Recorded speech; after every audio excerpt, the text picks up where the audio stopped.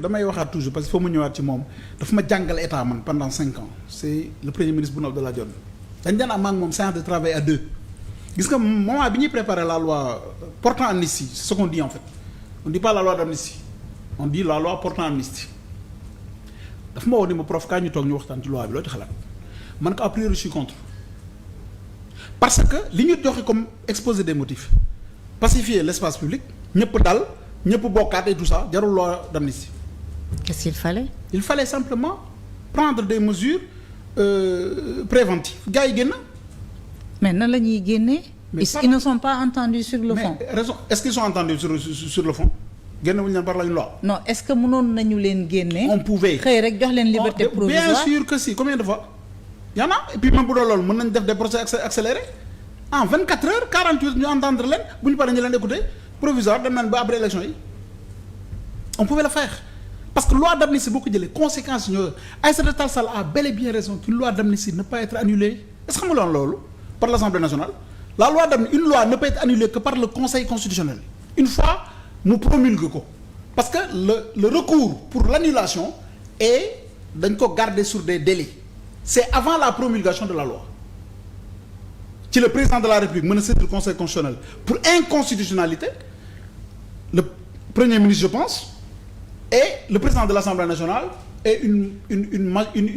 un nombre de députés à l'Assemblée nationale le 10e je pense. Mais à partir de là si la loi est promulguée la loi ne peut plus faire l'objet d'annulation que sur voie de ce qu'on appelle l'exception d'inconstitutionnalité maanaam nga dem benn procès ñu bëgg la appliquer cette loi là nga soulever ko devant le juge ordinaire mu interjecter ce qu'on appelle question préjudicielle devant le Conseil constitutionnel par l'exception d'inconstitutionnalité bu dul loolu l'Assemblée nationale ne peut pas annuler une loi. L'Assemblée ne peut qu'abroger. Voilà loolu laa la mais abrogation dafa am limite par rapport ak li ñu bëgg ñun xam li ñu bëgg mooy ñi defoon ñëpp nañ xam lan lañ def ku ne la nga def bu fekkee yaa ko def ñu yoon dal sa kaw loolu lañ bëgg non mais une loi abrogée du dellu gannaaw. La loi, l'abrogation ne couvre que l'avenir, ne dispose que pour l'avenir. La loi abrogée ne peut pas rétroagir. C'est marrant parce que période bi may wax ak yow nii loolu laay jàngale université semaine passée nii le cours que j'ai donné s'appelle l'application de la loi dans le temps, les exceptions, le principe de non rétroactivité sama étudiant en première année ñu ngi may déglu loolu laa leen jàngal ni la nag dafa am 3 exceptions le principe de non rétroactivité ñetti exception la am lorsque la loi elle-même elle est rétroactive moo tax bu gars yi waxee ni non bu ñu abrogé mais une loi peut dire dans son corps que ni cette loi est rétroactive c'est une exception. mooy lorsque la loi dit en soi qu'elle est rétroactive. Ablaye Wade 2011 jour bi ñu nekkee M23 di xeex pour Sénégal teguwaat yoon 3e mandat waru fi am l'article 103 de la Constitution a prévu en son sein que beaucoup de dispositions seront rétroactives parmi lesquelles les 2 mandats du président de la République article 103 loolu bu ñu abrogé loi d'amnistie bi mën nañu wax en alinéa in fine que ces dispositions amendées sont rétroactives mënoon nañ ko. te loolu amul woon ci loi wu mars 2024. amu ci parce que non loi mars 2024 moom day appliqué wu de manière erga omnes day appliqué wu absolument loolu nag lañ bëgg dindi. xam dañu bëgg ni parce que loi 2024 dafa ni baal nañu ñëpp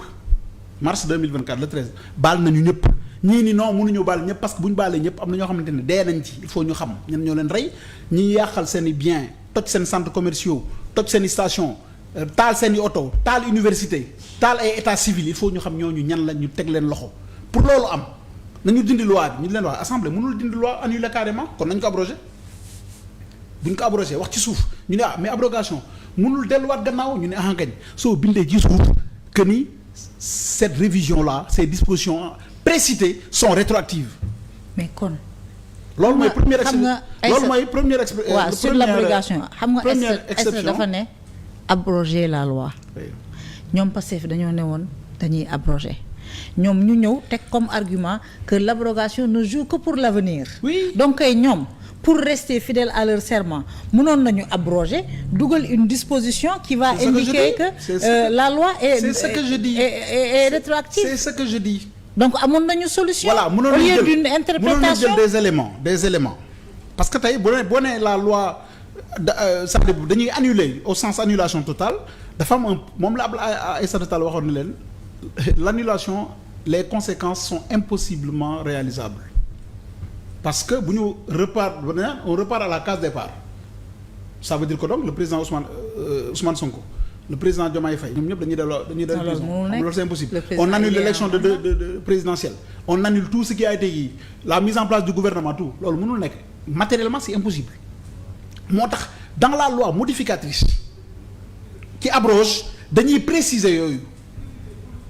bind ci suuf nag ni tout ce qu'on a dit en haut est rétroactif parce que dañoo wax ne l'exception à la non rétroactivité c'est lorsque la loi interprétative mentionne en son sein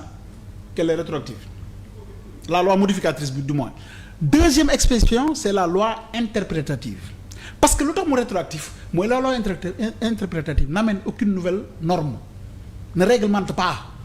day clarifier donc indiwul une norme impérative erga omnes day clarifier bunt bi ku fi dugg na nga simi sa daal ñu ni waa simi daal bi avant bunt bi la ci bunt bi la wala après bunt bi la loi bi préciser xam nga kooku indiwul une nouvelle indiwul simi yére indiwul simi tubéy indiwul simi mbaxane simi daal la fa lay am mais bu fekkee da nga ni loi bi baal nañ ñëpp mais nga ni non non non ñi nga xamante ni yaa ngi indi distinction là où la loi ne distingue pas. et général et impersonnel. voilà général et impersonnel et y a pas de dichotomie parce que dégg naa Amadou Ba Pastef di wax ni que dañu bëgg préserver l'égalité des citoyens devant la loi or li mu dugal moom en tant que loi interprétative. dafa day indi une dichotomie. inéquité entre tous les tiers et toutes les victimes parce que dañuy segg yenn victimes bàyyi yeneen victimes or on devait mettre tous les victimes dans le même sac parce qu'une loi d'amnistie ne vise pas des personnes une loi d'amnistie vise des situations. des faits ku mu fekkoon nga def lii période bii waxul ak ay nit mais bu fekkee da ngaa sàcc baal nañ la mais ñi rey la ñuy jàpp déedéet loi bi danaan képp ku defoon loo xamante ni yoon da koy tere ci période bii mu tàmbalee fii jëm fii nekk ci lii baal nañ la yow nga ni non baaluñu ñëpp képp koo xamante ni da nga jëloon yére baal nañ la mais ku sàccoon xaalis baaluñu la kon yaa ngi indi dichotomie et là où tu interprètes waroo indi dichotomie parce que boo indee dichotomie rek tu amènes une nouvelle norme. mais donc ñoom mënoon nañu faire l'économie de cette controverse là. ñu abroger. fixer une disposition. qui indique une rétroactivité mu la loi initiale est abrogée. par contre d'autant plus que la loi proposée en mars 2024 ak bi Amadou Ba proposé boo xoolee bu baax mais différence bi du dara lenn la ci Amadou Ba yokk mooy li mu wax ni la loi d'amnistie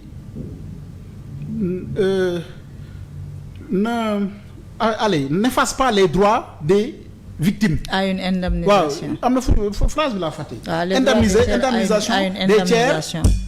foofu la loi bu njëkk bi waxoon moom mu boole ci des victimes mais en droit pénal